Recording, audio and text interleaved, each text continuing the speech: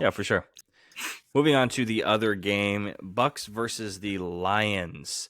Damn, man, I put up these games on my Google Doc form, right? Texans versus Ravens, Packers versus Niners, Bucks versus Lions. I put it all up, right? And Chiefs versus Bills obviously will be next. And I had the only one I kind of like immediately was just like easy was the Niners. I could see again like Texans beating the Ravens. I could see the Bucks beating the Lions. But I'm going to go with the Lions on this one. I'm not going to waver off that. I think the Lions are going to take it. I like the success story with Baker, coming in and winning a playoff game against the Eagles. But we're talking about an Eagles team that had horrible defense. And the Lions defense isn't like elite or crazy good or anything like that.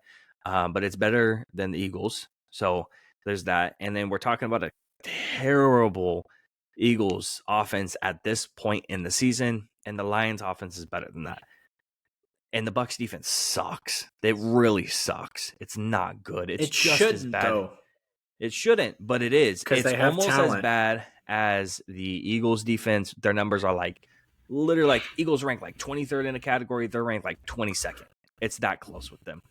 I think this one goes to the Lions. I think it's crazy that's another head coaching job. That dude's supposed to be a defensive coach, and his defense sucks, even though you have two great middle linebackers. Vita Vea is a beast. Your corners are young and talented. You have an all-pro at safety. Why do you guys suck again? Explain this to me with Todd Bowles as your head coach.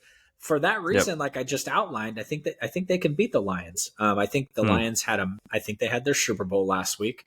The stars were out. 65,000 people were singing Eminem's song with him in the stands. And it's hard to get up for something like that and keep getting back up and keep getting back up. And they play in a dome. So did you see them asking the Bucks head coach, or maybe it was the offensive coordinator or how are you guys preparing to go to the frigid temperatures in Detroit? The coach was like, oh yeah, they play in a dome. It doesn't make a difference, right? Yeah. Kudos to him. He wasn't that rude, which was nice. But the thing about the Bucks and Baker, and trust me, I'm rooting for them. I want to see them in the next round if we make it.